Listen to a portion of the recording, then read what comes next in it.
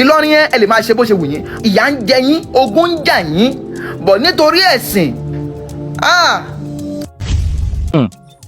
Ìlọrin mẹ̀sùn jàǹbá, Ìlọrin náà rò tinú ẹ̀ lóṣù.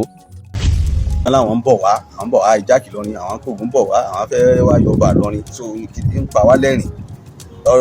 So nígbàgbọ́ àní confidence nínú the so called Ìgbẹ̀kùn àti ẹni tó dálẹ̀. Threatening us wípé àwọn máa fún wa ní májèlé, wọ́n máa bẹ̀rẹ̀ sí ní lọ sí pátí, wọ́n máa poison oúnjẹ wa, for you to know the kind of hatred you. Bí gómìnà kan bá lóun ò ṣe tiẹ̀ ayé ọ̀fẹ́ lè kọjú ìjà sí irú gómìnà bẹ́ẹ̀.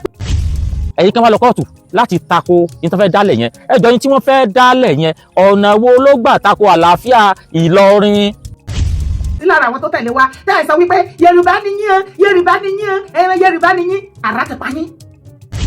Pé àṣà àti àládà lọ́rin náà làá fẹ́ máa protect lọ́dọ̀ títí wa, àwa náà fara mọ́. Káwu Yorùbá náà kẹ́yìn náà wá lajú yín sílẹ̀, kíró àwọn people like Mufti wo, àwọn igbá, àwọn àwo, àwọn all others. Ìgbẹ̀kùn àtẹnitọ́ dálẹ̀ àfẹ́ wọn nílọrin, àfẹ́ wọn Kwara. Yorùbá Parapọ̀ TV ẹ máa gbọ́ ẹ máa wò ó, ẹ subscribe síbẹ̀, ẹ like ẹ̀, bó bá ṣe ń lọ àwa ò ní jákẹ́tì yín ó di sí o. Yorùbá Parapọ̀ TV àgbàlẹ́tù ọmọdé làwó. Àwọn ẹgbẹ́ kan nílùú Ìlọrin wọ́n ti pe Sunday Igboho lẹ́jọ́ o. Wọ́n ní pé àwọn ò fẹ́ kí Sunday Igboho kó wàlú Ìlọrin, pàápàá jùlọ nílùú Kwara. Wọ́n ní ìdí táwọn fi sọ bẹ́ẹ̀ ni wípé Sunday Igboho ó pinnu nígbà kan rí wípé àwọn máa gba ìpínlẹ̀ Kwara, àwọn sì máa gba Ìlọrin fún Yorùbá padà. Àwọn ò fẹ́ tó jẹ mọ́ wàhálà ìyẹn nílùú Ìlọrin. Nítorí ìdí èyí àwọn ò fẹ́ kí Sunday Igboho kó ṣe bẹ́ẹ̀ kó wá sílùú Ìlọrin o. Nínú ọ̀rọ̀ náà ó náà ní Talọ́lọ́run gbọ́ tó jáde pòkì bí ẹ mọ́. Ó ní wípé kí ni tí bàbá yìí ń sọ, kí ni ohun táwọn ẹgbẹ́ kan tí wọ́n kóra wọn jọ pọ̀ ìyẹn nílùú Ìlọrin tí wọ́n sọ wípé àwọn ò fẹ́ kí Sunday Igboho wá o. Ó ní tí Sunday Igboho bá wá, ó ní sọ fẹ́ sọ pé òun fẹ́ lọ pa ọba Ìlọrin ni, àbọ̀ fẹ́ sọ wípé òun fẹ́ gba Ìlọrin fún Yorùbá, ó lójú ti là jù bẹ́ẹ̀ lọ. Ó ní ṣùgbọ́n o, ó jẹ́ ohun tó yà ń lẹ́nu wípé àwọn kan kóra wọn jọ pọ̀ tí wọ́n sọ pé àwọn ẹgbẹ́ kan nílùú Ìlọrin làwọn ṣe wípé Sunday Igboho gbọ́dọ̀ wá sílùú Ìlọrin o. Níbẹ̀ òun náà ni wọ́n ti sọ̀rọ̀ wípé àwọn ti pe Sunday Igboho àti ìlú ẹkùn lẹ́jọ́ wípé ká má ṣe wá sípínlẹ̀ Kwara, wípé àwọn tako Sunday Igboho láti wá sípínlẹ̀ Kwara. Sunday Igboho òun náà ló pinnu pé òun lọ sípínlẹ̀ Kwara. Bẹ́ẹ̀ bá gbàgbé bí ọ̀sẹ̀ méjì sẹ́yìn òun náà ni ọmọbìnrin kan jáde lórí ayélujára tó sọ wípé kíjọba ìpínlẹ̀ Kwara kan jọ̀ọ́ kàn jẹ́ kí Sunday Igboho kó wá sípínlẹ̀ Kwara, wípé ọ̀pọ̀lọpọ̀ ìlú náà ló ti dahoro nípínlẹ̀ Kwara. Ṣùgbọ́n ṣá o, nígbà tó fi máa tó bí ọjọ́ mélòó kan òun náà ni gómìnà kọ sórí ayélujára rẹ̀ wípé kí àwọn ènìyàn máa bọ̀ o, wípé kí Sunday Igboho máa bọ̀ wá sílùú Ìlọrin, wípé kó wá gba àwọn èèyàn rẹ̀ là, wípé àlàáfíà èyí tó wà ní ìpínlẹ̀ Kwara wípé ó ti dẹ̀ tì báyìí o, wípé kí Sunday Igboho kó máa bọ̀. Níbẹ̀ náà nínú gbogbo ọmọ ìpínlẹ̀ Kwara dùn wípé kí Sunday Igboho máa bọ̀. Sunday Igboho lọ lóòótọ́ o, ṣùgbọ́n kó tó lọ òun náà ni àwọn kan sọ wípé tí Sunday Igboho bá wá àbí ó fẹ́ dá ìrú ẹkùn sílẹ̀, wípé àwọn máa dá wàhálà sílẹ̀ ìyẹn nípínlẹ̀ Kwara o. Táwọn kan sọ wípé Sunday Igboho gan ò ní bọ̀ láyọ̀ nítorí pé àwọn tájà àfà ìyẹn nípínlẹ̀ Kwara fẹ́ dènà de Sunday Igboho, wọ́n sì fẹ́ pa ni o. Inú ẹ̀ ni Sunday Igboho sọ pé ẹ fọkàn balẹ̀, ó nígbà làpá kì í pàwọ́ o. Inú ẹ̀ sì dùn nígbà tí gómìnà gbà á lálejò, ó sì lọ sọ́dọ̀ àwọn lọ́balọ́ba. Inú àwọn tán jẹ́ àwọn kan nílùú Ìlọrin inú wọn ò dùn. Àwọn ni wọ́n pé bìrìkòtò pìrìbòtò tí wọ́n gbé ẹjọ́ Sunday Igboho lọ sílé ẹjọ́ wípé àwọn òfin tí ń jẹ́ ìrú ẹkùn ìyẹn nílùú Ìlọrin. Òun náà ni Bàbá Kọ́lá Olóòtú sọ̀rọ̀ nípa ẹ̀. Òun náà ni Fearless Talker sọ ń pa ẹ̀ sì gbọ́ wìrìwìrì. Ǹjẹ́ ti gbọ́ wípé àwọn Yíbò kan mọ̀ kọ lẹ́tà sí Bàbá Bọ́lá Ahmed Tinubu o. Wọ́n kọ lẹ́tà ọ̀hún lọ sí ìlú òyìnbó ni o, níbi tí òyìnbó kan ti kọ lẹ́tà ọ̀hún padà wá sórílẹ̀-èdè Nàìjíríà láti sọ wípé ní wàrà ń ṣèṣà kí wọ́n da Nnamdi Kanu sílẹ̀ kúrò nínú ìgbèkùn náà. Makowe ti yọ jáde gbayagbayà wípé ẹ mú bàjọba Bọ́lá Ahmed Tinubu jẹ́ nígbà tí Buhari wà ń bẹ̀ tí wọ́n ju Sunday Igboho sátìmọ́lé. Mélòó nú ọmọ Yorùbá ló ń bẹ àwọn òyìnbó lọ́wẹ̀ wípé a fẹ́ bàjọba Muhammadu jẹ́, ó sì wá jẹ́ lákòókò yìí ẹ wá pinnu láti ba ìjọba Bọ́lá Ahmed Tinubu jẹ́, ó ní kò ní ṣeé ṣe. Ẹ wo ọ̀rọ̀ pọ̀ ń bẹ̀ níbi tí Talọ́lọ́run ti sọ̀rọ̀ sókè tó fojú gbà àtàwọn kan tí wọ́n kóra wọn jọ pọ̀ nílùú Ìlọrin tí wọ́n ní láì Sunday Igboho gbọ́dọ̀ wá, àti bí Bàbá Kọ́lá Olóòtú ti sọ̀rọ̀ débi Fearless Talker àti bẹ́ẹ̀ bẹ́ẹ̀ lọ. Ẹ wo ọ̀rọ̀ pọ̀ nù ìwé kọ́bọ̀. Níjó la tó fẹ́ bọ́, níjó ni ẹ̀sìn tó fẹ́ kó wa kúrò nínú ẹ̀sìn tó ń bẹ lórílẹ̀‐èdè Nàìjíríà yìí. Ẹ̀yin Ìlọrin Yorùbá ló mà ní Ìlọrin, ṣùgbọ́n sáà àwọn ọmọ Ìlọrin sọ wípé àwọn ò fẹ́ Sunday Igboho. Ẹ wá gbọ́ làbárè bí kinní ọ̀hún ṣe jẹ́. Wàá jẹ́ gbà àkọ́kọ́ lẹ́yìn wò wá tàbí tí ẹ̀yin ń gbọ́ wa, bẹ́ẹ̀ ò tí ì tẹ subscribe button síbẹ̀. Àwọn ń bẹ̀yìn ni bá wa tẹ̀ ẹ́ sójú ẹ bá wa dọ́rẹ̀ káà náà ó sì bá yín dọ́rẹ̀. ẹ wá má gbàgbé o láì jáwé pélébé sójú ẹ̀ èyí tí ọmọ àrùn ilé tí ń gbàkúgbà tá a bá ti wà lórí ètò ẹjẹ́ àṣìyà ẹ̀ pé àwọn Ìlọrin ti sọ pé àwọn ò fẹ́ Sunday Igboho wípé tọ́mọ̀sẹ̀ délùú Ìlọrin o tó bá délùú Ìlọrin wàhálà pìtìpìtì òun náà lè ń fà lẹ́sẹ̀ táwọn sì máa jẹ́ kó bá ẹ gbọ́ kínní ọ̀hún lẹ́kùnrẹ́rẹ́ gbogbo àwọn tán sọ̀rọ̀ ńbẹ̀ ẹ̀yin ẹ̀sà tẹ subscribe button síbẹ̀ ẹ̀tàgò tí ń bẹ lẹ́gbẹ̀ẹ́ ẹ̀jẹ̀ á share gbogbo platform Yorùbá pátápátá ohun táwọn Ìlọrin tún ṣe o. káàtì wá sọ pé ẹ tún èyí tí wọ́n ń gbẹ́jọ́ kí ló ẹ̀kún mọ́wàá ṣé ẹ̀ ń promote peace ni àbẹ́ ìdóbi àlàáfíà rù ní tí mo fẹ́ mọ̀ gangan nìyẹn. Yoruba are not the architect of your political problem in Nigeria. gbogbo ilẹ̀kùn létí àǹtí gbogbo ẹ̀ pátá ni wọ́n mú Sunday Igboho wọ̀ ó débì kan mìírí wọn ló nílé ìkọ́ wọn ni a ti pa wọn bá lé ilé nǹkan àwọn ni a ti gbé lọ ó ní bí iná ọ̀bá láwo kò lè gòkè odò ọláwa là ń ṣera wa o nílẹ̀ Yorùbá àwọn tẹ́ ẹ rò pé wọ́n ń gbé ọmọ yín wọ́n ń gbé ìyàwó yín wọ́n ń gbé akínní yìí ó láwọn ọmọ wa náà wà láàrin wọn ó náwọn lágbóde gbà lágbájá ẹ̀ ó ti lówó kòkó ó lówó lọ́wọ́ ẹ lọ́ọ́ gbé ó ní gbogbo àwọn ọ̀dàlẹ̀ tí ń bẹ láàrin wa nílẹ̀ ó mú àwọn èèyàn ní àṣẹ o tọbatọba wọn ṣàṣẹ. jẹ́sà mo ń gbọ́ wípé wọ́n ní bàbá Sunday Igboho gbọ́dọ̀ ẹ̀fà dé Kwara State mọ́ wípé yìí tán wá last gan kó gbọ́dọ̀ jẹ́ the first and the last time tí wọ́n dé Kwara State news yẹn náà lè ń wò lókè lẹ́yìn ìgbà tí mo ka news yìí mo wò pé kí ló ṣẹlẹ̀ ṣebí gómìnà ló ní kí wọ́n wá kí ló wá ń fà á according to report yẹn pín sí méjì the first one ni wípé àwọn emir Kwara State wọ́n nípa àwọn ò gbọ́dọ̀ rí bàbá Sunday Igboho mọ́ secondly wọ́n ní one particular video ó trend nígbà táwọn bàbá Sunday Igboho wá tí ìkan nínú àwọn èrò ẹkùn security network ti sọ̀rọ̀ wípé ṣé gọ́vnọ̀ wà nínú state yìí lẹ́yìn ìgbà yẹn wá ni wọ́n tún sọ wípé àwọn emir Kwara State wọ́n ti ń sẹ́ndì mẹ́sẹ̀gì sí àwọn ọba tó wà nínú Kwara State ìyẹn àwọn ọba tí bàbá Sunday Igboho lọ kí I think he visited about 2 or 3 palaces I don't even understand so wọ́n jà sọ pé wọ́n ti bẹ̀rẹ̀ sí ní threatening wọn pé the next time tẹ́ ẹ bá fi lè welcome Sunday Igboho again gbogbo yín máa rí ọ̀ràn now ẹ̀rù ti ń ba àwọn ọba àti àwọn resident so káwá mú látòrí ibi tán sọ wípé ọ̀rọ̀ ti bí gọ́vnà nínú tó bá yẹ pé lóòótọ́ ni ọ̀rọ̀ yẹn bí gọ́vnà nínú o mi ò sọ̀rọ̀ pa àwọn káàpù gọ́vnà àwọn yẹn lè máa play politics but tó bá yẹ pé gọ́vnà náà wá rí fídíò yẹn lóòótọ́ tí statement yẹn dẹ̀ bí àwọn náà nínú yes sir the governor himself is playing politics torí pé kíni wọ́n máa ń sàn kankan wípé àgbà ó máa ń ṣe kíni ó máa ń fi ara gbàgbàkúgbà ni kò sí ẹ̀gbin tí àgbò gbọdọ̀ fara gbà as the governor of a state you are supposed to be criticized àwọn tí wọ́n rí situation ìlú ìtara ló mú wọn tó fi sọ̀rọ̀ báyẹn wípé ṣé governor dẹ̀ wà nílùú ìṣá báwo nìkan ṣe máa rí báyìí tó wá di pé wá worst tó báyìí ó normal tó wáyé pé statement yẹn lẹ wá fẹ́ mú dání a jẹ́ wípé ojú ayé lẹ ṣe tẹ́ fi sọ pé kí bàbá Sunday Igboho máa bọ̀ at first a jẹ́ wípé ẹkún tí woman yìí sun lọ́jọ́ kìíní àná ìyẹn woman tẹ́ ń wò lókè a jẹ́ pé ẹkún tán sun òun lẹ rí tẹ́ fi wò wípé kán máa sọ mí lẹ́nu ẹ jẹ́ kí n jẹ́ kán wá torí tí kò bá rí bẹ́ẹ̀ ó yẹ kẹ́ ẹ lè accept any kind of critics ó yẹ kẹ́ ẹ lè accept ẹ ó yẹ kẹ́ ẹ lè gbámọ́ra kò yẹ kó jẹ́ pé statement yẹn ló máa bí yín nínú tẹ́ fi máa sọ wípé ẹ gbọ́dọ̀ rí Sunday Igboho mọ́ wọ́n ní this particular video òun ni gọ́vnà rí tí gọ́vnà fi bínú wọ́n ní àwọn káàpù gọ́vnà gan bínú lé lórí wípé kí ló dé tẹ́ máa fi máa sọ wípé ṣé gọ́vnà dẹ̀ wà nínú state yìí tí irú àwọn kan báyìí dẹ̀ ṣẹlẹ̀ kí ló dẹ̀ mú ẹni náà sọ bẹ́ẹ̀ wọ́n ní nígbà tí wọ́n dé Kwara State ṣe mọ̀ pé gbogbo kínní èmi ti sọ fún yín ní LDC ẹ̀ tẹ́wọ́ ìbá náà tí yá yìí fi criticize me because this woman I will also talk to you it's better ẹ̀yin tẹ́ bá mọ̀ yá yìí ẹ tètè share fídíò yẹn kó kan yá yìí náà lára now wọ́n ní pé lẹ́yìn ìgbà tí àwọn irú ẹkùn security network tán dé inú àwọn ìlú tó ti di ahoro kíní yẹn wá mú wọn sọ̀rọ̀ wípé ṣé gómìnà dẹ̀ wà nínú ìlú yìí pé báwo ni gómìnà ṣe máa lajú wọn sílẹ̀ títà àlùbọ́ dẹ̀ máa kówọ́ tó wá di wípé ìlú wá di ahoro mọ́ wọn lórí pé most of àwọn villages tó wà ní Kwara State òun ni nǹkan ti ṣe ẹ̀yin tí ẹ ń pariwo pé kò ń ṣe Kwara State náà nígbà tí mo sọ̀rọ̀ wọn ní last time ẹ súnmọ́ bí o tó yẹ wọ́n ilẹ̀ criticize nígbà yẹn ẹ súnmọ́ bí àtìyá ẹ̀ gbogbo yín ni kẹ́ ẹ súnmọ́ bí. so wọ́n ṣàṣọ̀rọ̀ wọ́n lẹ́ni yẹn criticize gọ́vnà nínú fídíò yẹn wípé báwo ni gọ́vnà ṣe máa lajú wọn sílẹ̀ tí màtá ẹ̀ máa fi wá lọ fà tó báyìí tó wá di wípé everybody ti sacro nílùú ìlú ti empty ṣẹ́mọ̀ ìtara lẹ́ni yẹn fi sọ̀rọ̀ ẹni yẹn gan lè má mọ̀ọ́mọ̀ sọ ọ̀rọ̀ yẹn wọ́n ní fídíò yẹn ṣàbí àwọn káàpù gọ́vnà nínú wípé báwo ni wọ́n ṣe máa criticize gọ́vnà báyẹn pé it is wrong ìgbà kan àwo kan so àwọn resident ìlú yẹn sọ wípé àwọn káàpù gọ́vnà wọ́n ti bẹ̀rẹ̀ sí ní threatening àwọn wípé the next time tí bàbá Sunday Igboho bá fi lè wá sí ìlú yẹn pé gbogbo àwọn dáràn wípé àwọn máa arrest wọn wípé even gan tí àwọn bá rí any connection with them together bóyá èrò ẹkùn àbí kan wọn náà máa gé arrest ní ASAP that one aside now àwòrán àwọn emir that is not the first time tá a ti máa ń gbọ́ pé àwọn emir àwọn Fúlàní wọn ò fẹ́ rí bàbá Sunday Igboho wọn ò fẹ́ rí anybody tó bá ti jẹ mọ́ Yorùbá so that one is understandable that one is not the first time wọ́n ní pé torí pé bàbá Sunday Igboho like àwọn Fúlàní, kò ń ṣe pé wọ́n like àwọn Fúlàní, àwọn wèrè inú àwọn Fúlàní tí wọ́n ń dá pìtìpìtì sílẹ̀ òun ni bàbá Sunday Igboho dislike, kò ń ṣe pé generally gbogbo àwọn Fúlàní. Ọjọ́ kìíní àná tí wọ́n lọ sí Ìgbòho tán lọ sí abúlé táwọn Fúlàní yẹn wà, kí náà sọ fún wọn, wọ́n ní wípé tẹ́ ẹ bá fẹ́ bá wa gbé láyọ̀ àtàlàáfíà there is no problem, you can live in peace, no problem. Wọ́n ní ṣùgbọ́n tẹ́ ẹ bá decide pé wàhálà lẹ fẹ́, àwọn náà yín fa wàhálà, nǹkan tó ń sọ fún wọn nìyẹn. And àtìgbà yẹn ṣe é ti rí àwọn Sunday Igboho kó padà lọ síbẹ̀ láti ló máa dá wàhálà sílẹ̀, so possible.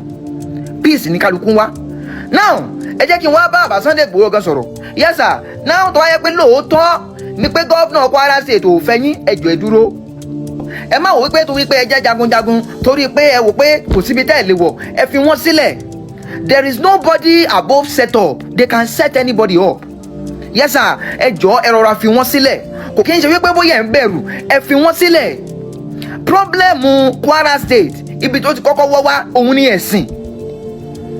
Ẹ máa rí wípé àwọn Yorùbá kọ̀ọ̀kan nínú àwọn tó wà ní Kwara State gan ò sọ́pọ́ọ̀tì yín, àwọn tí pìtìpìtì bá nìkan ló sọ́pọ́ọ̀tì yín. Tẹ́ ẹ bá máa kó gbogbo Kwara State together, majority of them does not want you. Ìdí tí majority wọn ò dẹ̀ fi sọ́pọ́ọ̀tì yín is because of ẹ̀sìn.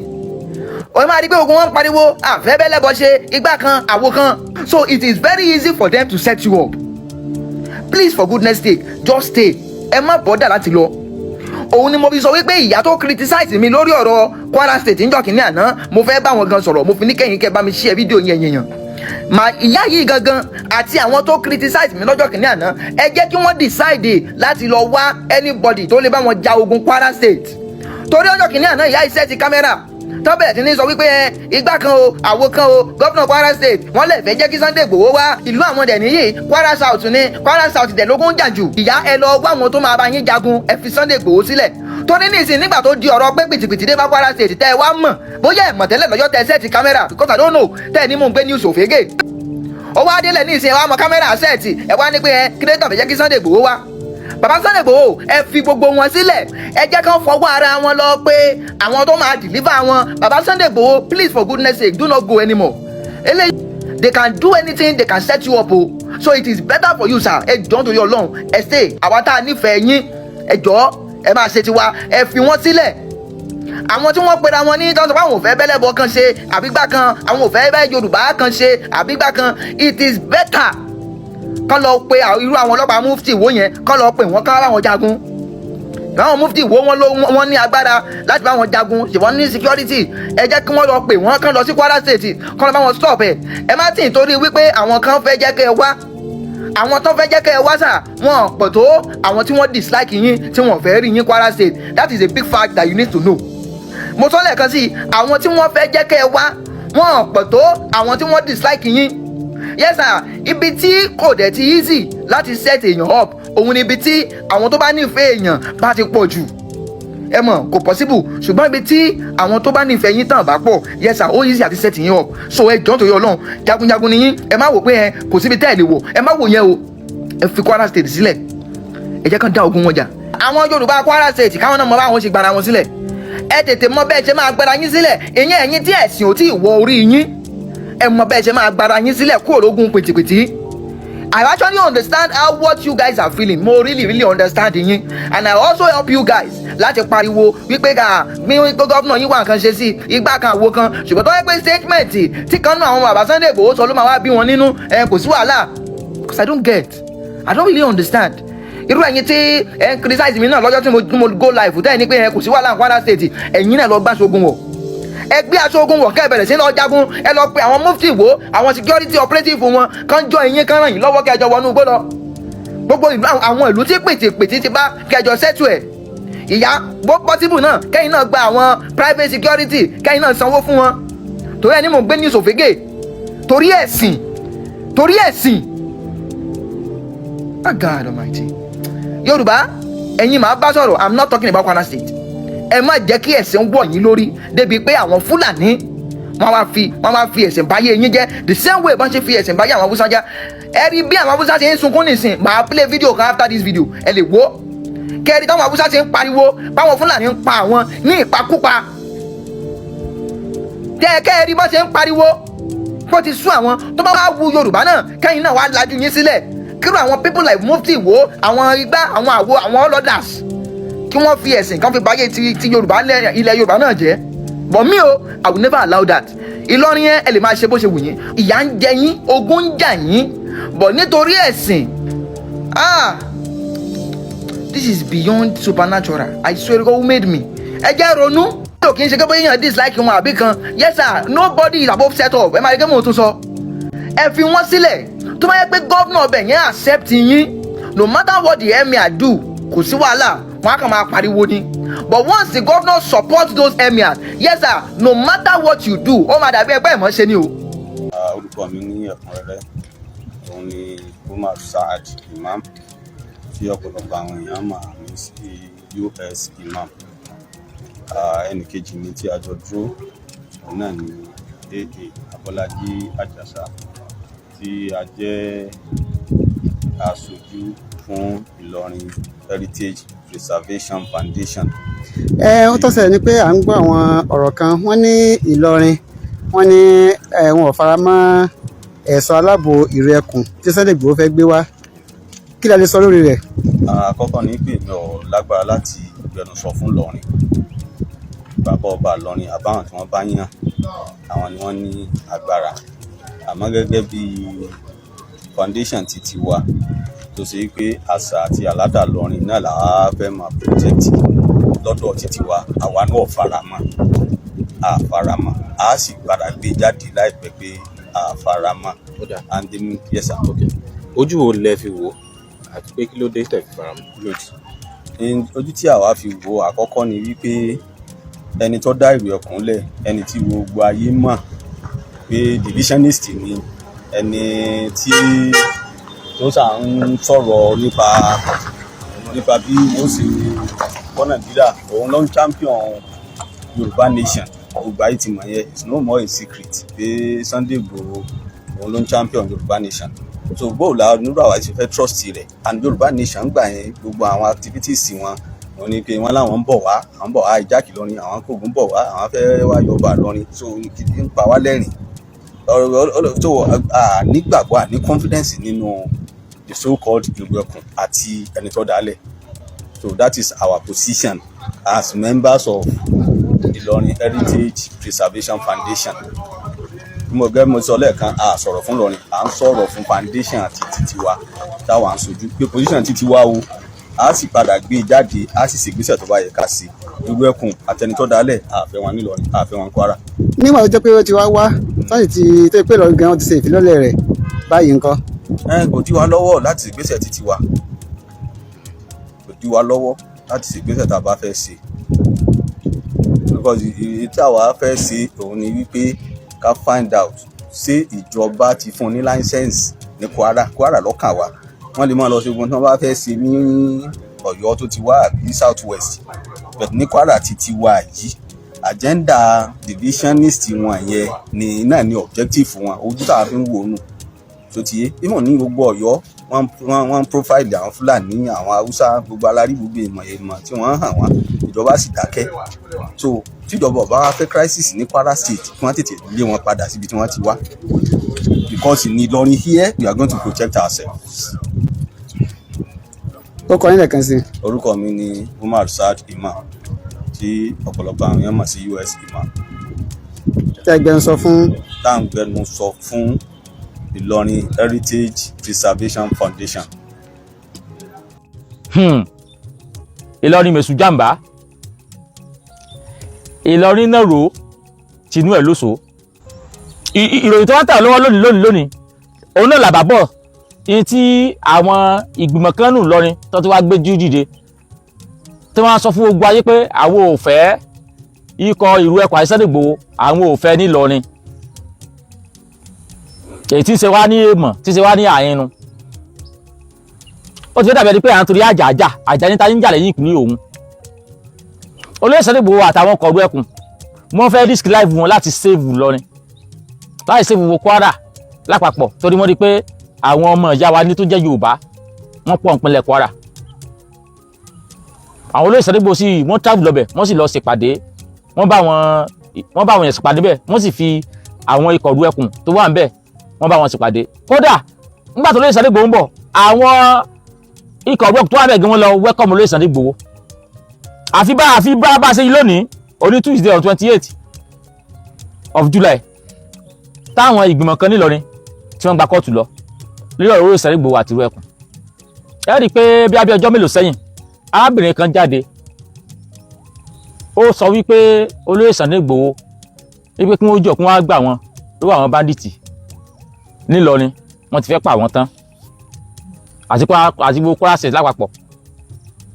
lẹ́yìn ìgbà náà ní tá à ń gbọ́ tẹ́lẹ̀ ni pé gómìnà Abdulfatah Ahmed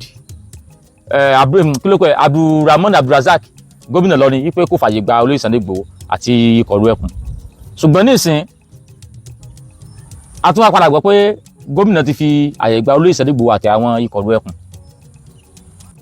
kọ́mọ̀dé bẹ́ẹ̀ ni pé mò ń gbé ẹ jẹ́ gbọ́ àbábọ̀ kóòtù èyí tí wọ́n sọ ká máa fèsì sí. ẹ bá wa dárúkọ yìí sir àti bí ẹ ṣe jẹ́. Alhamdulillahi minash shaitani rajim bismillahir rahmanir rahim. Assalamu alaikum warahmatullahi wabarakatuh. Orúkọ mi ní ẹ̀kúnrẹ́rẹ́ òun ni Umar Saad Imam tí ọ̀pọ̀lọpọ̀ àwọn èèyàn máa ń sí US Imam. Ẹnì kejì ní tí a jọ dúró òun náà ni AA Abọ́lájí Àjàsà tí a jẹ́ aṣojú fún Ìlọrin Heritage Preservation Foundation. Wọ́n tọ́sẹ̀ ni pé à ń gbọ́ àwọn ọ̀rọ̀ kan wọ́n ní Ìlọrin wọ́n ní wọn ò fara mọ́ ẹ̀ṣọ́ aláàbò ìrù ẹkùn tí Sunday Igboho fẹ́ gbé wá kí la lè sọ lórí rẹ̀. Àkọ́kọ́ ni pé mi ò lágbára láti gbẹnusọ fún Ìlọrin bàbá ọba Ìlọrin àbáwọn tí wọ́n bá yàn àwọn ni wọ́n ní agbára àmọ́ gẹ́gẹ́ bí foundation ti wà tó ṣe pé àṣà àti àlàdà Ìlọrin náà làá fẹ́ máa protect lọ́dọ̀ títí wa àwa náà àfaramọ́ a sì padà gbé jáde láìpẹ́ pé àfaramọ́ and then yes sir. ojú wo lẹ fi wò àti pé kí ló dé tẹ̀ fi faramọ́. ojú tí àwa fi wò àkọ́kọ́ ni wípé ẹni tó dá ìwé ẹkùn lẹ̀ ẹni tí gbogbo ayé mọ̀ pé divisionist ni ẹni tí tó sà ń sọ̀rọ̀ nípa bí ó sì ní kọ́ Nàìjíríà òun ló ń champion Yorùbá nation. ṣé ẹ gbọ́ àwọn lọ́ọ̀yà tí wọ́n lọ pe ẹjọ́ tako ìlú ẹkùn wọ́n ní kí nìdí tí wọ́n ò fi fẹ́ ru ẹkùn ní Kwara State wọ́n nítorí pé ẹ tó ń ṣàpín ìlú ẹkùn divisionist ni pípọ́ fẹ́ pín àwọn ni pípọ́ fẹ́ dá division sílẹ̀ ni ohun tá à ń sọ rèé ẹni ìjà ọba yóò máa pè rẹ̀ lọ́kùnrin ni nítòsí ìṣẹ̀lẹ̀ yìí ọ̀pọ̀lọpọ̀ wọn ṣe kò kàn mí torí pé kò kẹ̀yìn lẹ ṣe ń lọ sí kóòtù ẹ jọ̀ọ́ wọ́n ní wọ́n fẹ́ dá ìgbìmọ̀ ìlú ẹkùn sílẹ̀ ẹ̀yin kan lọ kóòtù ẹ fẹ́ gbé àjọ ìlú ẹkùn sílẹ̀ ní Kwara ẹ̀yin kan wá lọ kóòtù láti tako ní tó fẹ́ dálẹ̀ yẹn ẹ jọ̀ọ́ yín tí wọ́n fẹ́ dálẹ̀ yẹn ọ̀nà wo ló gbà tako àlàáfíà Ìlọrin wọ́n ní tó dórí kọ́ wá wò ó tí àyè pé wọ́n jiyàn gbé ń bẹ̀ táwọn alábẹ́ ń pariwo nídìí ìlú ẹkùn náà wọ́n nígbà tí wọ́n jiyàn gbé lónìí tó ń jiyàn gbé lọ́la ọ̀pọ̀lọpọ̀ ìlú ni wọ́n ti tú ní Kwara State bí àwọn ìlú bíi baba ńlá àwọn ìlú pọ̀pọ̀ bẹ́ẹ̀ tí wọ́n ti tú ní Kwara State ó dáa ikọ̀ ìlú ẹkùn wá gbéra wípé káwọn wá protect Kwara State ìgbà táyìn rí ẹtú ti rí bí nǹkan míì ẹ̀yìn ti gbogbo nǹkan tí wọ́n ń bì àwọn fojú ẹ̀sìn wo ojú ẹ̀sìn làwọn tún fi wo wípé ó fẹ́ dá division sílẹ̀ wọ́n pa àwọn Yorùbá tó wà lọ́rin wọ́n jí wọn gbé Sunday Igboho wá dìde nínú ìtara wípé àwọn èèyàn pariwo pé wọ́n pa wọn láti dáàbò bo Ìlọrin àgbègbè sọ pé Ìlọrin yẹn ṣe lẹ̀ Yorùbá àfi tá a bá ń tara wa ẹ̀yin kan nù Ìlọrin tí wàá kóra yín jọ ẹ sọ pé Sunday Igboho yẹn ìlú ẹkùn yẹn lẹ́yìn tó takò ẹ̀yin tẹ́ wá takò yìí ẹ dákun ètò owó lẹ́yìn là kalẹ̀ láti gbógun di àwọn Fúlàní tí wọ́n jíyàn gbé tí wọ́n pààyàn yìí lè tó wọn kẹtẹ là kalẹ̀ ṣùgbọ́n àwọn tó tún wá gbé àwọn dìde àwọn olóyè Sunday Igboho gbé àwọn dìde ẹ̀yin tún wá ń gbé wọn lẹ́ni ẹjọ́ láti takò wọn pé ẹ fẹ́ rú ẹkùn ṣé ká sọ pé bó ṣe ń pa wọ́n ní Kwara State ó dùn mọ́ yín nú ni wọ́n sọ̀rọ̀ pé wọ́n pa àwọn yẹn wa wọ́n já àwọn yẹn wá gbé ẹ̀yin sọ̀rọ̀ pé division kí ni division tó wà mẹ́rin sìn ṣé Sunday Igboho sọ ni ẹ wá di babaláwo ni àbòrí ẹ wá ṣẹbọ sọ ni ẹ mọ̀ bọ̀ òun fẹ́ ẹ wá sóògùn nílọrin ni àbí kí ni kàlẹ́ lápẹ́ Ìlọrin gan àwọn tí sóògùn kọ́ ń bẹ̀ lọ sọ́jà bá Ìlọrin lẹ́kùn ẹjọ́ wà ń bẹ̀ tí wọ́n ń jóògùn tààrà ibẹ̀ kọ́ mò ń lọ ṣùgbọ́n láti dáàbò bo àwọn èèyàn wa tó wà ní Kwara State ní Sunday Igboho fi dìde wọ́n lójú wèrè kò náyàn kólòbó ni ojú wèrè náyàn kólòbó tó pé yóò náyàn sùsẹ́ àbí bá sí àní yóò náyàn wọ́n ní ẹ wá jẹ sàrà ọlẹ́jọ́ wọnú owó ìpọ́n ní ẹmú wádìí àbówó yọ kí la fẹ́ gbà ń bẹ̀ táwọn kìlú kan ti ẹ̀ ń wá kí irú ẹkùn yẹn wá nílùú kó wà nílùú àwọn tí wọn ò rí ẹ̀yin wá rí lọ́fẹ̀ẹ́ lófò kí sì dìdí ni pé ara àwọn ọmọ Yorùbá tí wọ́n pọ̀ ń lọ ní táyé pé ẹ̀yà Yorùbá ni wọ́n tí wọ́n sì ń ké tantan torí ọ̀pọ̀lọpọ̀ ìlú nílọrin ni wọ́n ti tú làwọn bá dìtì ti tú Sunday Igboho wá dìde ṣe tí yẹn lọ kọ́ọ̀tù lé lórí ni nítorí tó yẹ lọ kọ́ọ̀tù gò tí ẹ ti fẹ́ yé mi ó fẹ́ ṣe division kí ni tó bá divide tó division ibo ló ń kọ́ àwọn tó division lọ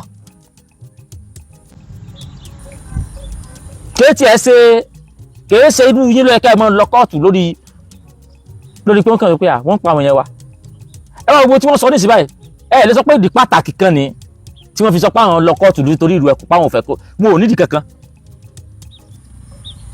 ẹ̀yin tá a rẹ pé ẹ̀fẹ̀rú ẹkùn yìí ìgbésẹ̀ àwọn lẹ́yìn là kalẹ̀ láti dáàbò àwọn èèyàn yín ṣé ká ní bí wọ́n ṣe ń pààyàn ní Kwara State nílọrin ká sọ pé ó dùn mọ́ yín nú ni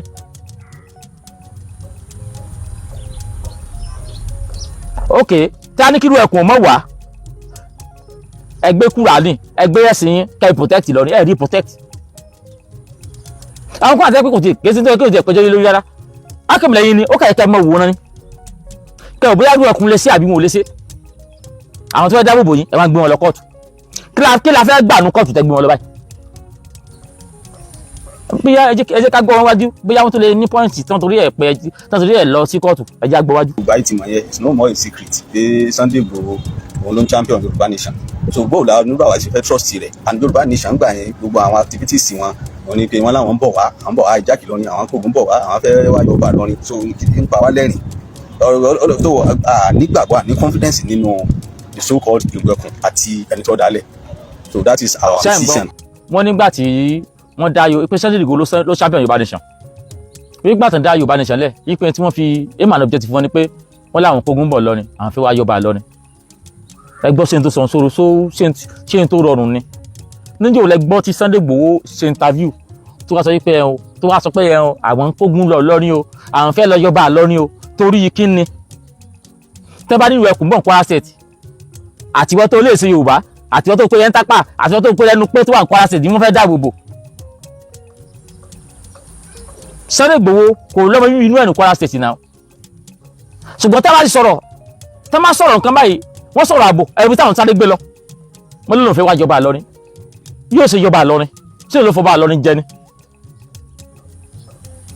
tẹ́ bá ti rí nǹkan kan tẹ́ bá ti gbà kéèsì mi torí kọ́sùpá ti máa sọ tí mi rìn sí tí mo ní ti kéèsì mi ara tí wọ́n ẹ̀rí pé gbà tí wọ́n á gbé mi ìgbà yẹn a sọ pé a fẹ́ ṣe ọdún ìṣẹ̀ṣe ní Ìlọrin ní 2023 a dẹ̀ sọ pé August 20 a máa wà lọ́rin náà ṣe wá gbé mi wọn ò fẹ́ kí ìṣẹ̀ṣe kó hàn ní Ìlọrin ẹ̀yìn tí a jẹ́ mọ́ṣẹ̀ṣe mo fẹ́ kó hàn ẹgbọ́n tí wọ́n sọ sìn ìsìlẹ́sẹ̀ máa mọ ìrònú wọn gbọ́ wọn ní Sunday Igboho ike wọn ní tó gbé dání pé bí wọ́n ṣe yọba Ìlọrin ó ṣe lè Sunday Igboho ṣe yọba Ìlọrin ṣọba Ìlọrin ni bandit ni ṣọba Ìlọrin nípa àwọn èèyàn ni ṣọba Ìlọrin ní jẹ́ àwọn èèyàn gbé ni ló ṣe òpin Sunday Igboho lọ yóò wà dé Kwara State ọba Ìlọrin wà ní olóyìn lọ fèsì èmi rò pé ìwúrí ìdúlẹ̀ kó jẹ́ fọba Ìlọrin gan pé Sunday Igboho wá bẹ̀ yẹn wọ́n fẹ́ protect àwọn ní kọ́ọ̀sì ìta lọ ní ìsìn báyìí ẹ̀rọ ti dá ilà yìí lọ sínú ayé àwọn èèyàn a ti dá bẹ̀rù sí wọn lọ́kàn wọ́n ti mọ mi túpẹ́túpẹ́ pé kí tún lè léyìí nígbà tí àwọn kẹ́gbàjáde táwọn pariwo pé kí Sunday Igboho wá rescue àwọn ẹ̀yin tí wọ́n tàwọn ń ta lẹ́sẹ̀ ẹ̀yin kan tún wá lọ kóòtù ṣé irú tẹ̀yìn lọ kóòtù lé lórí ilé ṣé ká sọ wípé bí wọ́n ṣe ń já àwọn èèyàn gbé yẹn ṣé ká ló dùn mọ́ yín nù ni torí kò tiẹ̀ yé mi àbíká yẹ kó tó pé àwọn èèyàn yín family yóò sì náà tí wọ́n jí gbé àbí ká sọ wípé ẹ support àwọn bandits tó ń jiyàn gbé. Orúkọ tí wọ́n ń pè yín ní ìsìn báyìí ṣe ti máa dáhùn sórúkọ tí wọ́n ń pè yín wípé Ìlọrin Fúlàní ni yín bandits ni yín ogun ẹ̀sìn lẹ́fẹ́ dálẹ̀ tí wọ́n ṣe ti máa dórúkọ tí wọ́n ń pè yín ní ìsìn báyìí. Ẹ jẹ́ ń gbọ́ tán bí yájọ́ padà yé mi. As members of Ilorin Heritage Preservation Foundation, mo gẹ́ mo sọ lẹ́ẹ̀kan a sọ̀rọ̀ fún Ìlọrin, à ń sọ̀rọ̀ fún foundation àti títí wa táwa ń sojú pé position títí wa o a sì padà gbé jáde a sì ṣègbésẹ̀ tó bá yẹ ká sí irú ẹkùn àtẹnitọ́ dálẹ̀ àfẹ́ wọn nílọrin àfẹ́ wọn Kwara. nígbà tó jẹ́ pé ó ti wá sáyìn tí tó pé Ìlọrin gan-an ti ṣe ìfilọ́lẹ̀ rẹ̀ báyìí ńkọ́. Kò dí wa lọ́wọ́ láti ṣègbésẹ̀ títí wa, kò dí wa lọ́wọ́ láti ṣègbésẹ̀ tá a bá fẹ́ ṣe because èyí tí àwa fẹ́ ṣe òun ni wípé ká find out ṣé ìjọba ti fún ní license ní Kwara lọ́kàn wa.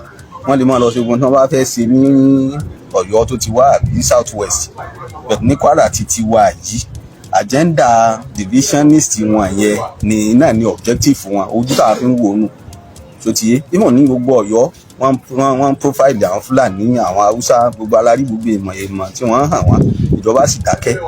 So tíjọba ọba wa fẹ́ crisis ní Kwara State kí wọ́n tètè lé wọn padà síbi tí wọ́n ti wá, because in Ilorin here we are going to protect ourselves.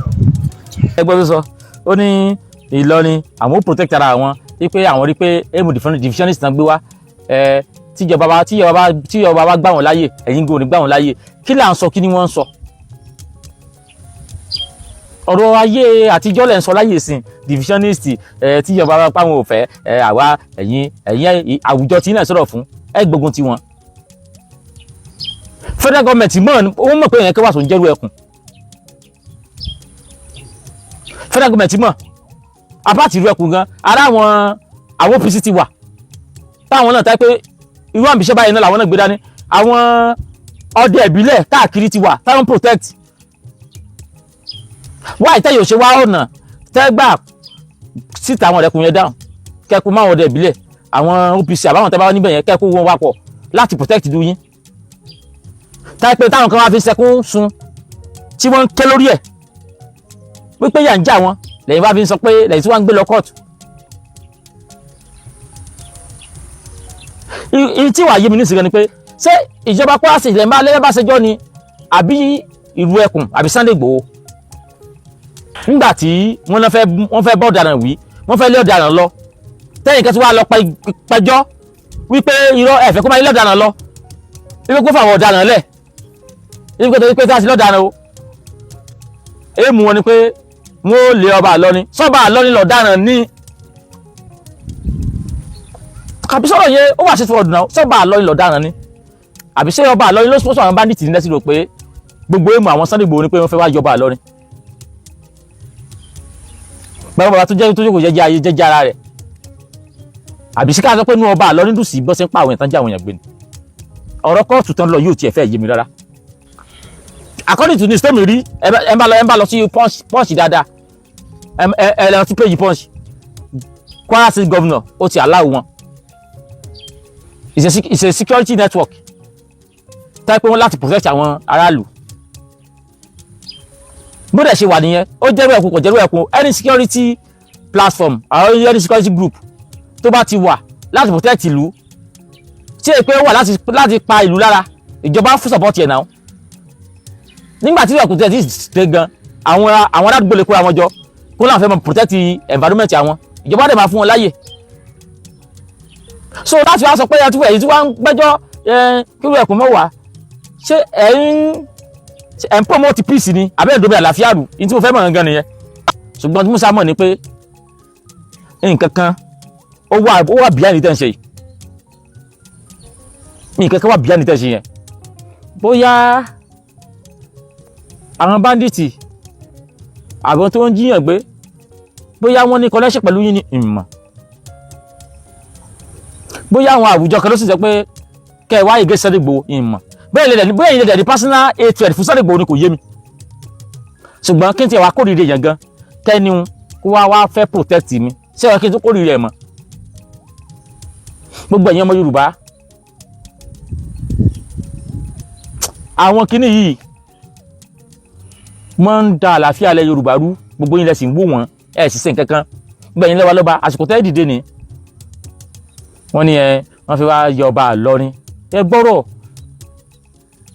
ẹ̀yin tẹ́ wá ń takú Sunday Igboho tẹ́ ń takú rẹkùn, ọ̀nà owó lẹ́làkalẹ̀ láti protect àwọn aráàlú yìí tí wọ́n fi nípa wọn mọ́. sẹ́yìn bá gbọ́n ó kẹ̀jẹ́ kí kẹjẹ́ kí ẹkùn yẹn kọ́ establish náà. Sunday Igboho ó ti lọ sí Ìlọrin wọ́n ti establish already, kẹ́ establish kẹ́ wá wò bóyá wọ́n ní atrocity tí ò da àbí wọ́n ní ẹ̀ka tí wọ́n commit tí ò gé sí lọ. èmi náà pẹ̀lú ìyẹn lẹ́lẹ́ fi bá wọn sọjọ́ pé ìwé ẹkùn ti wọlé ó wá ṣe nǹkan tí ò bófin mu o ẹ̀ rí yẹn kankan sí wọn lẹ́sẹ̀. ẹ sọ pé bóyá wọ́n ṣe nǹkan báyìí tí ò da o ẹ̀ bóyá wọ́n lọ gúnyàn lọ́nà àìtọ́ o ẹ wá sọ pé gbogbo òrù tí wọ́n ti dominate ẹ rí pé division ni wọ́n ń ṣe. gbogbo èèyàn tí wọ́n ń gbà nígbò tí wọ́n ń gbà lọ́yọ̀ọ́ tí wọ́n ń gbà nísẹ̀yìn láwọn tí wọ́n jí gbé. ǹjẹ́ ní Sunday Igboho kó bá wọn sọ̀rọ̀ ẹ̀sìn bẹ́ẹ̀ àbí kó bá wọn sọ̀rọ̀ pé afẹ́pínlẹ̀ Yorùbá ń bẹ àbí kó bá wọn sọ̀rọ̀ pé ẹ wá di irú ẹlẹ́bọ ń bẹ. so ìbò lẹ́yìn ti rí èèmù ọpọlọ division tẹ mú àyè pé ó fẹ́ divide division wa ìbò lẹ́ ti ta ló sọ fún yín pé ó fẹ́ divide anybody sáré kan lè divide àwọn èèyàn ni. pé lórí ìfẹ́ta Ọlọ́run ohun tí mo tún rí tí mo ní wá sọ̀rọ̀ sínú o mọ̀ kò tẹ́ni bá dé comment section ojú tẹ́yìn náà bá fi wo wọn kálukú ó sọ. ṣùgbọ́n àwọn bandits wọ́n jíyàn gbé lọ ni wọ́n ń pààyàn o. ìlú tó ń ṣe dáwúrò ní Kwara State ó ti lé 20 despart ẹ̀ka yìí tún wá against àwọn tó fẹ́ protect yìí. ṣé ẹ mọ̀ pé nígbà tí Sunday Igboho gbọ́ igbe àwọn ọmọ ìyá rẹ̀ ní gbogbo ọ̀nà òkè onígbín ni lókè ọdẹ ní gbogbo ibi táwọn bandits ṣe ń ṣọṣẹ́ ní gbogbo ògbómìnà ni wọ́n ti ké sí Sunday pé kó gbà wọn. ó lọ́mọ sí o ẹni kémọ̀ gbà làágbà ní bá ń ta mọ́ra kó wọ́n lọ. ọ̀pẹ́ kò jìnrà ẹlẹ́rẹ́ nìkan tún fóònù gan-an wọn ní ẹ mọ́ wàá lọrin o wọ́n ní lọrin èéṣe lẹ Yorùbá o.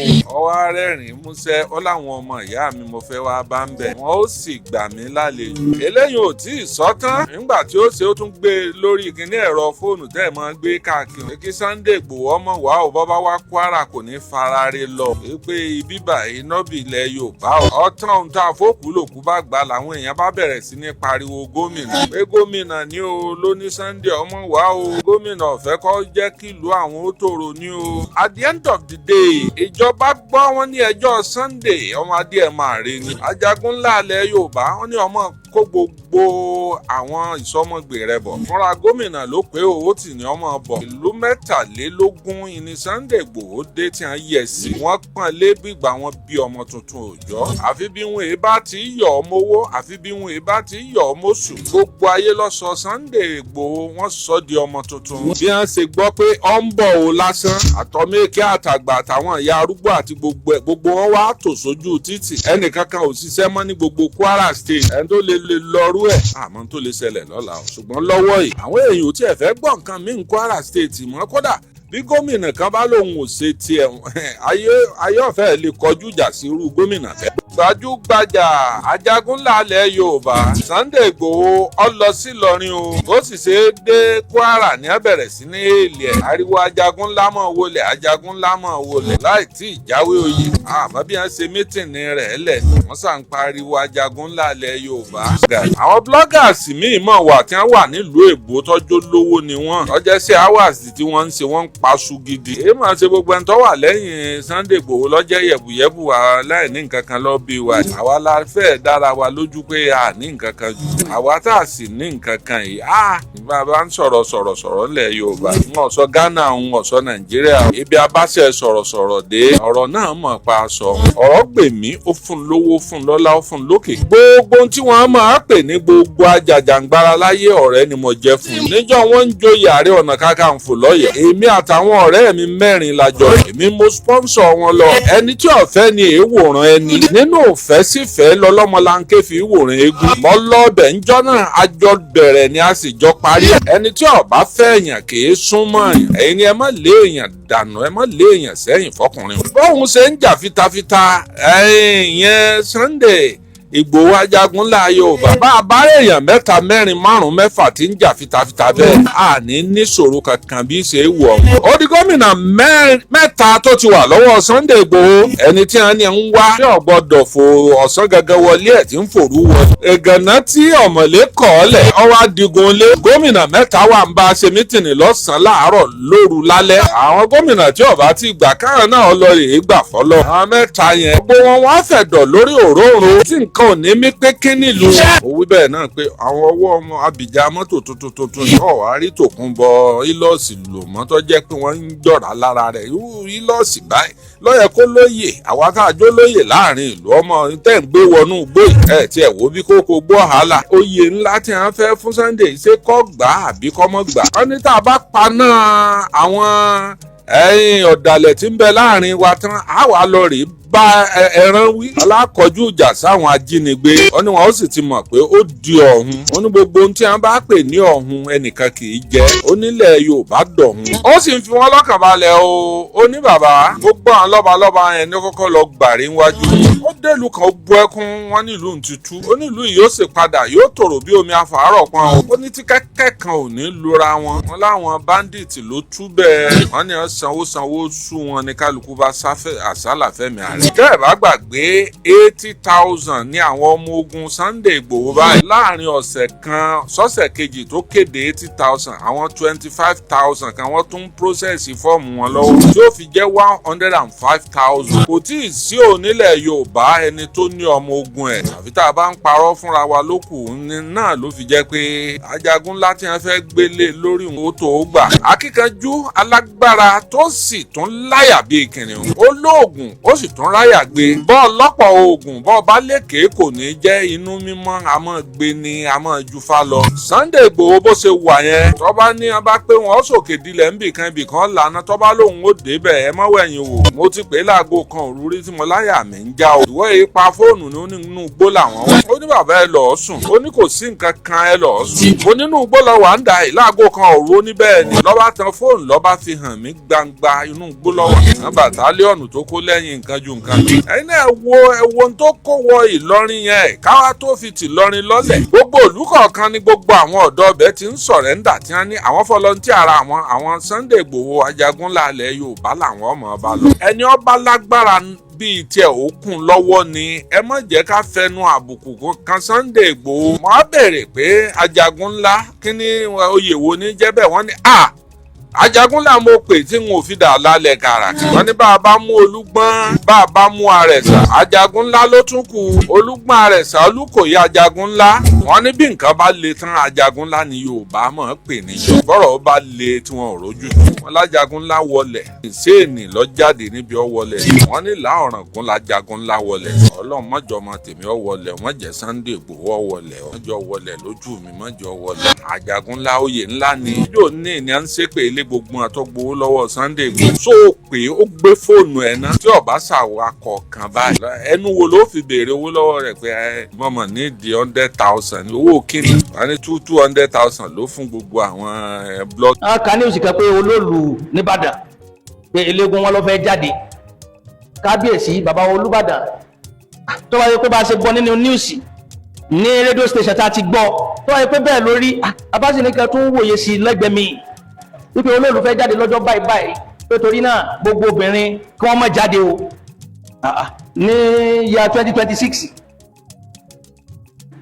pé gbogbo ẹni tó bá sì jáde ẹnìkan kan má ṣe fídíò olóòlù o ẹ má rìkọ́dù ẹ má ya píktọ́ rẹ o pé bàbá wa Olúbàdàn ní òsì sọ wípé ẹ̀yin lẹ wí bẹ́ẹ̀. èlé arúgbó jẹ gbèsè ta ni ó san pa abẹ́yìn ò máa gbọ́rọ̀ burúkú lẹ́nu ẹyẹ ẹ̀yin ọmọ ìran Mali fanatic Islamic tẹ́ wà láàrin ilẹ̀ Yorùbá torí àwọn bàbá tó bí yín wọ́n wá ṣe alágbàfọ̀ àbí wọ́n wá roko nílẹ̀ Yorùbá á dà wọ́n mọ́mọ́tọ́ àsìkò tí tó ta máa pa ìtàn burúkú fún yín torí a dá àwọn babalá bàbá àti yálà ìyá yín a dà wọ́n mọ́mọ́tọ́ torí wọ́n wá ṣẹrú lábẹ́ wa wọ́n wá ṣiṣẹ́ lábẹ́ wa wọ́n wá bí yín síbẹ̀ àwa fojú ọmọ àlè wò yín ẹ wá ti ríra yín ní ìkọ́tẹ́ ẹ̀jẹ̀ ṣe rí ẹ̀yin ojúlówó ọmọ ọkọ Yorùbá tẹ́ ẹ̀ ṣe ẹ̀sìn mùsùlùmí ẹ̀yin lèmi ń ké pè o ṣe rí àwọn ìran ọmọ àlè olóbùkú tó sọ̀rọ̀ yìí àti ṣé Gumi ọmọ lásán Mufti Ìwó àti Gumi Olúwo set tẹ́ ẹ bá ṣe meeting ẹ̀yin original ọmọ ọkọ Yorùbá kẹ́ ṣe meeting kẹ́ ẹ wọ́n máa jẹ́ ká máa kó yín papọ̀ mọ́ wọn o torí ibi tọ́rọ̀ yìí lọ nísìnyí ó ti wá dójú ẹ̀sìn ṣé ẹ̀yin ọmọ Málì ẹ̀yin ìran ọmọ Málì ọmọ ìran kíran ọmọ àlè tẹ́ kìí ṣọmọ ìran kóòtù toró dẹ̀ pẹ́ ti rí Yorùbá fín kóòtù ajíire tẹ́ kìí ṣọmọ ìran wa tá àmọ̀ ìyá yín rí tẹ́ wá sìn wá tó yẹ pé wá roko fún wa ní ká jẹun tẹ́ wá pọnmi fún wa ká wẹ̀ ká fọṣọ tẹ́ wá ríra yín tẹ́ ìpẹ́ra yín ní nǹkan tẹ́ ẹ̀ jẹ́ tẹ́ rò wípé fẹ́ bà ilẹ̀ Yorùbá jẹ́ àsìkò ti tó ní sí àtàpadà rí àṣírí ti tú wípé gbogbo ẹni fanatic Islamic person sheik afa èyíkéyìí tó bá lóun jẹ́ ní ilẹ̀ Yorùbá tẹ́ bá rí tó rán wá sí tó wà against ìṣẹ̀ṣe àti anything pertaining to kóòtù ajíire Yorùbá race kẹ́ ẹ ti mọ̀ wípé ìran ọmọ Málì ni ara tẹ pa yín báyìí ṣé o wá rí ìwọ tó pèrè ẹ ní sheik tó pèrè ẹ ní Imra Daudu àbí Dauda ọmọ lásán Gumi ara ló máa pa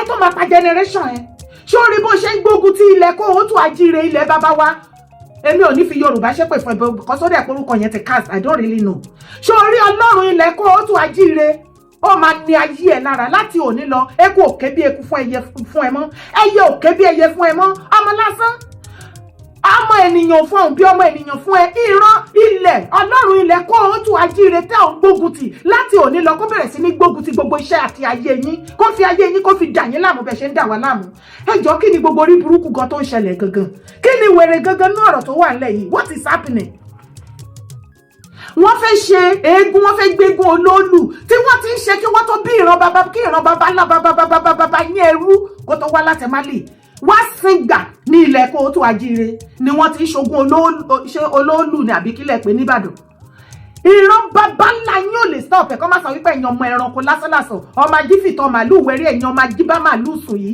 àwọn ẹranko wọn ò jọyàn wọn rí rádaràda bẹ́ẹ̀ bá ti ń sọ̀rọ̀ òdì tẹ́ bá ti ń rọ́wọ́ ẹ̀sìn orí burúkú tẹ́ ń gbógun ti ṣe ilẹ̀ Yorùbá ẹ kì í jọyàn ẹ má jọ ẹranko gan máa bẹ́tà yín ẹ má sọ̀rọ̀ bí ẹni tí ọpọlọ ẹ ti dàrú tó ti yá wèrè. Yoruba are not the architect of your political problem in Nigeria. Our Yoruba political class, our Obas, and including Yorubas, we are not the problem to your political problem in Nigeria. People should get that into their skull and have peace of mind for once. And one of the reasons why that I know that Igbo politically in Nigeria very, very soon, give it like 5 years plus, you will be like a stranger totally in Nigeria. Yeah, politically you are zero already. You know why? Because of your hatred towards Yoruba people. Because of your hatred politically. Because you don't know how to play politics. Everything Igbo does in life, they do it with hatred. Even though you handshake them with friendship, they return their handshake with evil, with hatred. There is nothing Yoruba did or doing in that Yoruba land, not in Igbo land. They will be condemning us. If you think I am lying, why are the IPOB waiting for President Bola Ahmed Tinubu to become president of Nigeria before they begin to lobby with the US lawmaker to release Nnamdi Kanu? What happened to the same late President Buhari that arrested him in his regime? Why didn't you go and lobby? Because it is Yoruba that is there now. We know that you hate us. And you know what? Go to US. You can even go to the President Trump by himself and lobby. President Bola Ahmed Tinubu will do that in 8 years. If you want to pine, better pine now. Politically, Igbos are marginalized in Nigeria because of their hatred. And you know what? There is no one day that the Northerners are going to like you because you don't like them. Both of you hate each other. You know why? The Fulani Caliphate and the Igbos, they have devilish things in common. The same Fulani, they want to go to every other people's land and take their land and property. The same thing applies to Igbo. Name it any country you see Igbo residing. Give them 2, 3, 4 years. Give them that few years to start doing business or working or living there peacefully. The next thing they will start looking for how to send you packing in your own land. They want to take your land. Of course, by their attitude, they will be asking you, if truly you are the owner of that land, why did you accept us? Why did you allow us to be living with you? So it does not belong to you anymore. We have been buying your property and automatically your land belongs to us. You see how daft they are. And for them to know the kind of hatred they have towards Yoruba. Títí ọjọ́ ayé yín tẹ́ bá gbógun ti Yoruba kò sọ́jọ́ tẹ́ máa lórí tẹ́ máa make orí or success. You will never be successful politically in Nigeria. Yes, it's not a cause. I am telling you the reality. It is because Yoruba is the one that is president of Nigeria today. That's why you are lobbying with millions of dollars for US to stop aid for President Bola Ahmed Tinubu government because he failed to release Nnamdi Kanu. But the same you Igbo come out and tell us with the full share because we know the truth and it has set us free from your bondage. It is the same Igbo people, Igbo youth, Igbo Maazi, Igbo kings, Igwe, the governor, the senator, the minister present, the former and the one in the future that gather together and send a delegate to go and meet President Bola Ahmed Tinubu not to release Nnamdi Kanu. They said the kind of peace of mind they are enjoying in Southeastern today, if they release Nnamdi Kanu, is going to be a pieces and it's going to take the peace away from them. How come it's now Tinubu that you guys are lobbying millions of naira that US should do this and you are forcing President Bola Ahmed Tinubu? Tell your US lawmaker that collected millions of naira from you to come to Nigeria and release him by himself. Tagbara ti eba ti débẹ̀. Ẹ fẹ́ rí idán. Ṣé rí gbogbo òṣì tí wọ́n ṣe ní Ìsọ̀lọ̀? Nígbà tí wọ́n ṣe housewarming palace ọba of Ìsọ̀lọ̀. The same ọmọ Yíbò tó represent constituency yẹn, ṣe bẹ́ gbé lẹ́nu brother wa yẹn. Kò wá síbẹ̀ kò dẹ̀ yan representative for you to know that they don't like you. Wọ́n recognize ọba Ìsọ̀lọ̀ gan. Wọ́n débi tó máa recognize ẹ̀yin ọmọ Ìsọ̀lọ̀. The reason why they ṣe believe Igbo ní láti continue láti máa represent yín is what I don't understand. Ẹ yọ ìpín lójú ọmọ Yíbò àsìkò tí tó kẹjẹ ká fi wojú wọn kọ́ mọ̀ pé wọ́n ṣí èrè. Tó bá lè jogun kó jogun, bó bá lè dìjà kó dìjà. Ilẹ̀ Yorùbá náà pé bí if you cannot behave the way we wanted in Yorùbá land, then pack your load and baggages, leave. In my own family, ẹ̀gbọ́n mi brother mi, ó fẹ́ ọmọ Yíbò, bẹ́ẹ̀ ni láyà. Bá ṣe ń ṣe lọ́dọ̀ wa ló ṣe máa ṣe if you cannot, then move back. Kò lè tó gbogbo yẹn náà. Nǹkan tó ọmọ Yíbò lè gbà ẹ máa fi lọ wá gbogbo nǹkan tó ń ṣe bẹ́ẹ̀ rí bó ṣe kàn. It's all lies, sakamaje ni pretenders, that is how they are. And wọn yàtọ̀ sí Fulani, they have many things in common, bad things in common with the Fulanis. Yet you see them coming out, sending their youth, their boys, their girls to be insulting our leaders, our elders. If you are complaining about our own leaders and elders, what concerns you there? They are ours. Àwa la tó bá wọn jà, àfi wọn lé yín lọ́wọ́.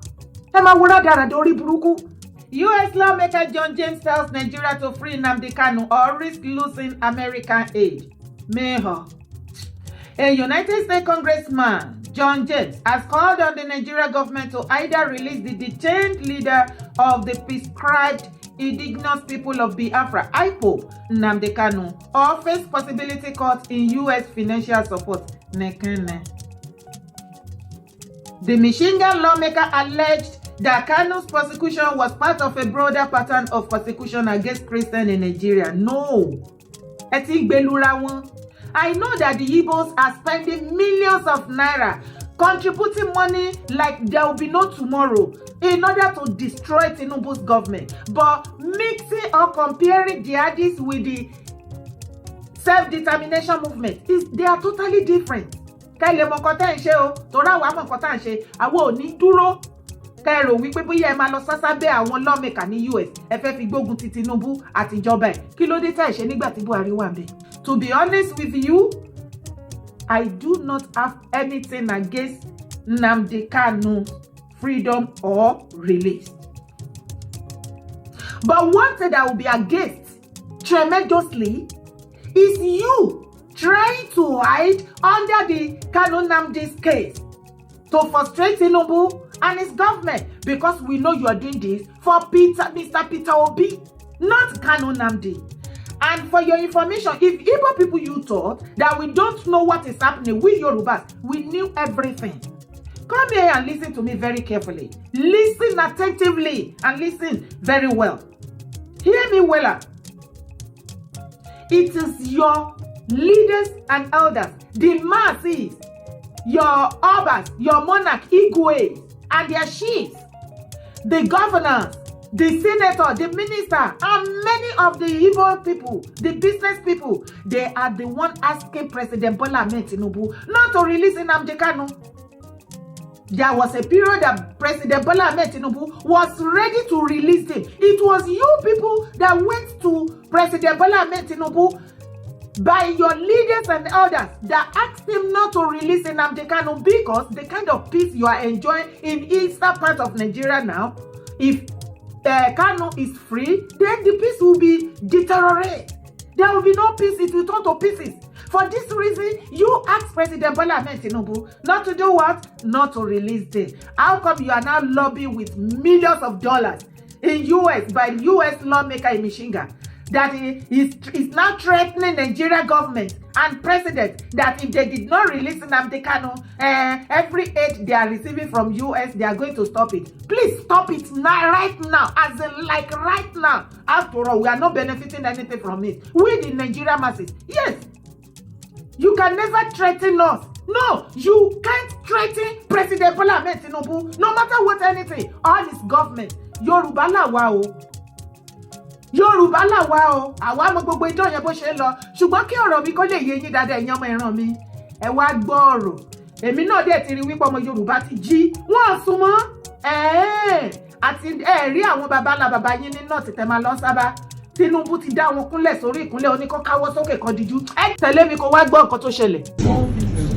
Another election is coming now, and there is a statement Kabisi said he had from reliable source that our honourable here said we Yoruba we are minority.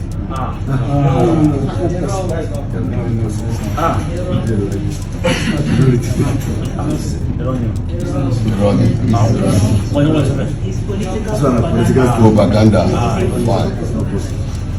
Well, I agreed because the time Kabisi told me this, I opened my mouth. Somebody behind me say, I can't close your mouth now. Because I was wondering. All non-coming, I apologize for all. It was not deliberate, but it was exigencies of time. And I assure Kabisi that the remaining 1 year before the next election, I'll do something that you remember. That's all I want to assure you. This is some of the things we have done that we can verify. So we kept it there because these days records are not, documentation are not properly kept. So we want to document our efforts. And this is, we stopped at our last Thanksgiving. Our last Thanksgiving. September last year, we have not added the moon. So we want to thank the scholars. Ní sùúrù ọmọ tí mo sọ, ebi complain that we are even though we are not moved with you guys, there is complaint that always come to the palace that our honourable did not focus on Yoruba. Even though you want to do 10 something for the constituency, maybe 7 or 6 will go to Igbos, while 3 or 4 will come to Yoruba. They have been complaining it, but whenever they are saying it, they hammer me.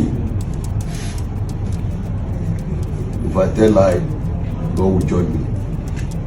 Ọ̀rẹ́ Jagun ni, Jagun ló lọ mú wá, Jagun ló jẹ́ tiẹ̀. That is how they attack me, but I don't have anything to say. And the principle of this issue is that for you to come and bring envelope, bring drinks, is not what we are asking. You understand me? The Oba is the head of every one of us in this community. We are all his subjects. And we are having 2 Obas in your constituency, that is Osolo and Ojon of Ejigbo. And when we are talking of arrowhead of the Oba is Osolo, because it's ancient Oba. The first Oba they are having in Ejigbo is only Morufo Ojola. Talk less of, we have over 40 Obas. Worries that we have not forgotten that you are the owners of the land. If Kabesi is here, is what Kabesi will said. I can see your entourage, and that is our complaint.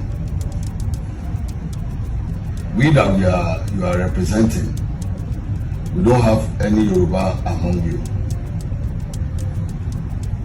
Even though if there is a Kolumajabeji. No, if there is, it's going to be one or two. You don't normally visit the palace or communicating with the royal father himself. That is Kabesi Osolo I'm referring to.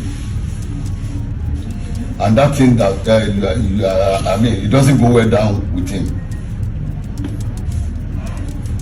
We want to do the what do you call it, opening of the palace as a commissioning the new palace. Simply, Tony Ngulu, ask everybody in this constituency. It's only God that did it, but through me. For them to have the ticket and skate through, they turn back to this Isolo entirely. They turn their back against this Isolo. We did not see them throughout their tenure. This is how they play us.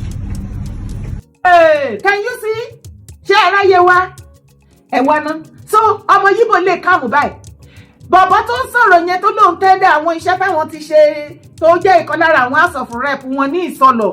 Kò wá sí ojúlówó ọmọ ọkọ Yorùbá nídìí ìyá nídìí bàbá tó competent láti represent yín ní Ìsọlọ̀ débi tó fi jọ ọmọ Yíbò lẹ wá fi represent the same set of ọmọ Yíbò tí wọ́n kọ lẹ́tà gbọ̀ràngbọ̀ràn pé tí bàbá Tinubu tó bá máa ní ìdìbò wọn táwọn bá máa fún wọn ní support tó ń demand tí ò bá ti lè fún wọn ní constituency yẹn káwọn náà dẹ̀ máa jẹ governor ní Lagos State and so on and so forth àwọn ò ní support bàbá Tinubu second time the same set of people ṣé ẹ̀yin lẹ wá kàmù báyìí ní Ìsọlọ̀ máa wá lísì sí ọ̀rọ̀ yẹn dáadáa o ìgbà tí wọ́n náà kọ́ pálásì tuntun fún Ọ̀sọ́lọ̀ fún Ìsọlọ̀ ọba Ìsọlọ̀ tó ń ṣe housewarming ẹ̀ kò lábẹ́ o kò dẹ̀ yan representative kankan síbẹ̀ o tó dẹ̀ represent wọn o ká lè mọ̀ pé èèyàn ọmọ Yorùbá alábòsí kan ti yé ti ta